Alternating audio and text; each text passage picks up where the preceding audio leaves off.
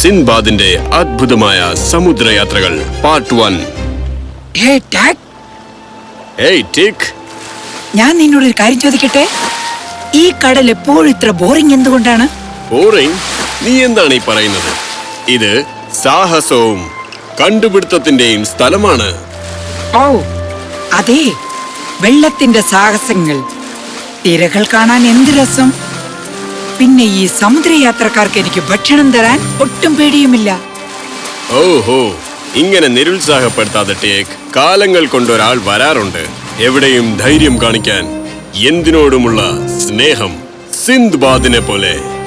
സിന്ദ്ബാദ്? അതെ, സിന്ദ്ബാദ് എന്ന നാവികൻ. നിനക്ക് അവരെ അറിഞ്ഞൂടല്ലേ? ശരി, നമുക്ക് മാന്ത്രിക കുടത്തിലേക്ക് പോകാം. അവന്റെ യാത്രകൾ കാണേണ്ടത് തന്നെയാണ്. ഓ, ഇത് വെറും വെള്ളമല്ലേ?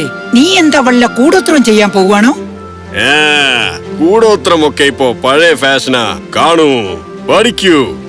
വെള്ളം വെള്ളം മാറ്റൂ, നിന്നിൽ ഉള്ളത് കാട്ടൂ.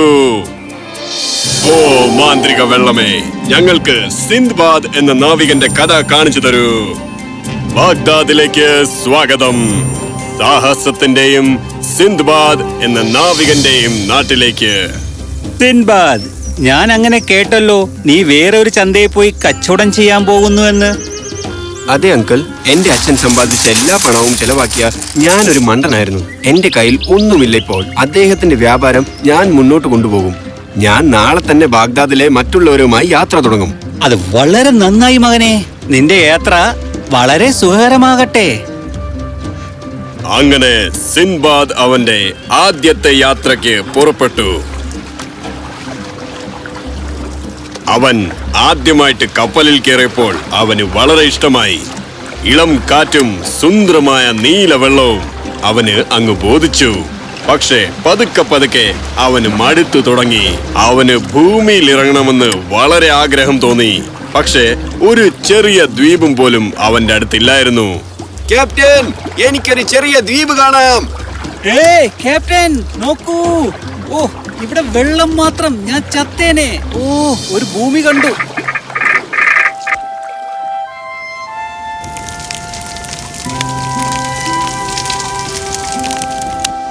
ഈ ദ്വീപ് വളരെ സുന്ദരമാണല്ലോ. ഏയ് സിൻബാദ്, നീ എവിടെ പോവുക? ആഹാരം റെഡിയാണ്. ഞാൻ പെട്ടെന്ന് വരാം. ഞാനൊന്ന് കറങ്ങിയിട്ട് വരാം.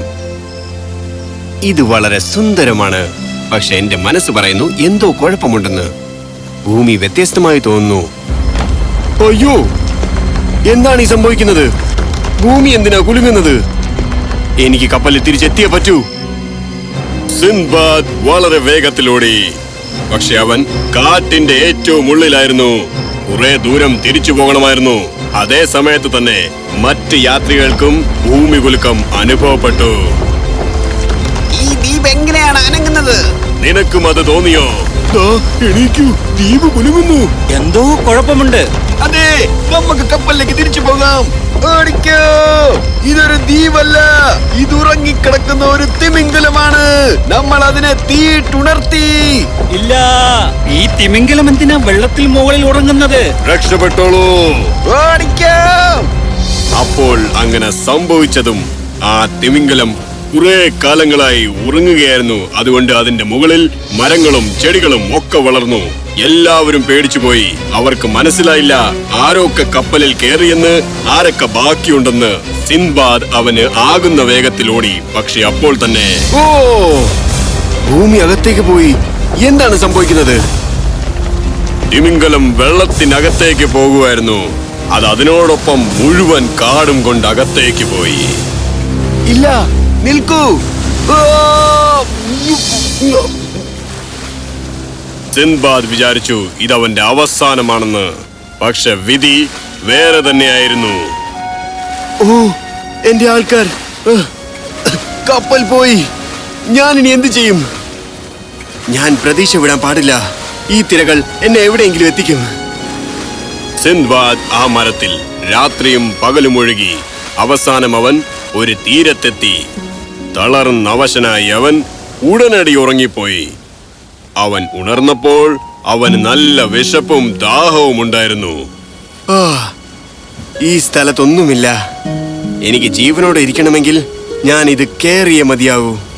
എന്തെങ്കിലും മുകളിൽ കാണാതിരിക്കില്ല. വാവ്, ഇതെന്ത് സ്ഥലം! വെള്ളം! ഓ ഭാഗ്യം! ഞാൻ കപ്പലിലായിരുന്നപ്പോൾ ഞാൻ ഭൂമിക്ക് വേണ്ടി കരഞ്ഞു. ഞാൻ ഭൂമിയിലെത്തിയപ്പോൾ വെള്ളത്തിനു വേണ്ടി കരയുന്നു.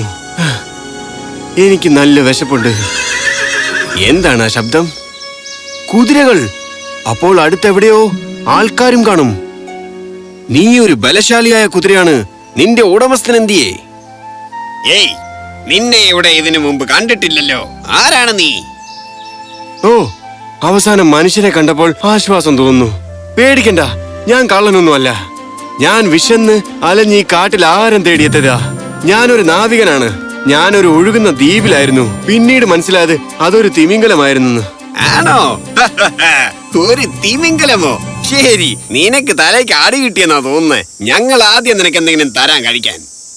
ശരിയായിരിക്കും, എനിക്ക് തലയ്ക്ക് തട്ട് കിട്ടിയതാ. പക്ഷെ അതൊരു തിമിംഗലമായിരുന്നു. പക്ഷേ കുറച്ച് ആഹാരം എല്ലാം ശരിയാക്കും.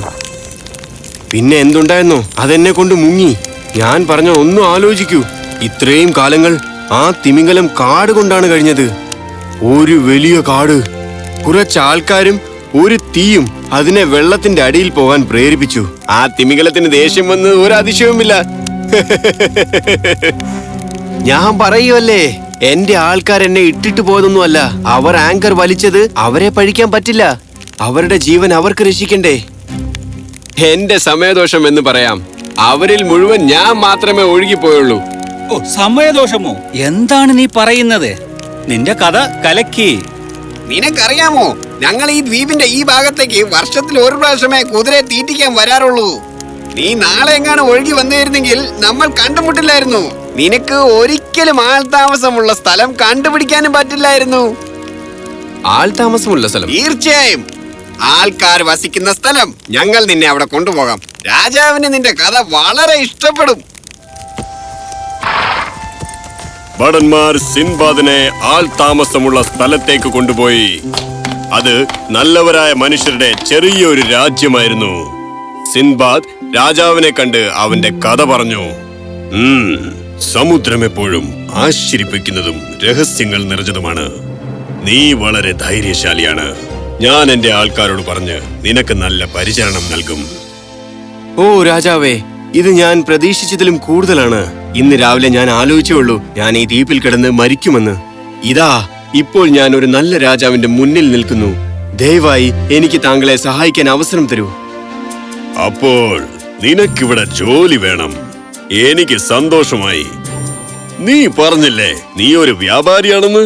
അപ്പോൾ എന്റെ കയ്യിൽ നിനക്കായി ഒരു ജോലിയുണ്ട്. നീ തീരത്ത് വരുന്ന ഓരോരോ സാധനങ്ങളുടെയും കണക്ക് ഇനി തൊട്ട് നോക്കണം. ഓ, അത് വളരെ നല്ല കാര്യമാണ്. അവൻ രാജാവിന് സഹായം ചെയ്യാൻ പറ്റിയതിൽ സന്തുഷ്ടനായി. അവർ അവന്റെ ജീവൻ രക്ഷിച്ചതല്ലേ. കുറച്ചാഴ്ചകൾ കടന്നുപോയി. സിൻബാദ് ആയതുകൊണ്ട് ആ ജോലിയിൽ നിന്നും മടുത്തു. ഞാൻ എങ്ങനെ ബാഗ്ദാദിലേക്ക് തിരിച്ചു പോകും? രാജാവാണെങ്കിൽ എനിക്ക് തിരിച്ചു പോകാൻ കപ്പൽ തരത്തില്ല. അല്ലെങ്കിലും ഞാൻ എങ്ങനെ തിരിച്ചു പോകും? വഴി അറിയാവുന്നത് പോലെ അറിയാവുന്ന കാര്യം വീണ്ടും ചിലപ്പോൾ തിമിംഗലത്തിന്റെ അടുത്ത് തന്നെ എത്തിയാലോ? അതിന്റെ ജീവിതം എന്നെക്കാളും സാഹസികം നിറഞ്ഞതായിരിക്കും.